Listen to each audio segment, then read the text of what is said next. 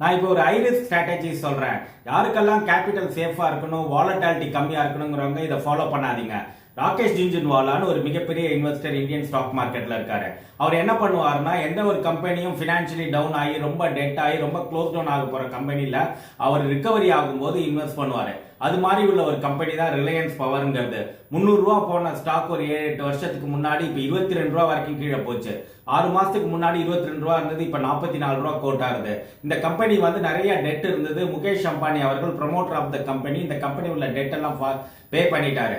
இப்ப ரினியூவபிள் எனர்ஜில அவங்க கால் எடுத்து வச்சிருக்காங்க. இந்த கம்பெனியோட ப்ராஸ்பெக்டஸ் பாத்தீங்கன்னா 6 மாசத்துல இருந்து 1 இயருக்கு ஷார்ட் டேர்ம்ல ஒரு பெரிய அளவில் இல்லாட்டினாலும் லாங் டேர்ம்ல பெரிய அளவில் போறதுக்கான வாய்ப்புகள் இருக்குன்னு தான் சொல்றாங்க. இந்த மாதிரி ஸ்ட்ராட்டஜில நீங்க இன்வெஸ்ட் பண்ணும்போது ஹை ரிஸ்கா இருக்கும். ரிட்டர்ன்ஸ் வந்ததுன்னா பெரிய அளவில் ரிட்டர்ன்ஸ் வரும். நான் இப்போ ஒரு ஹை ரிஸ்க் ஸ்ட்ராட்டஜி சொல்றேன்.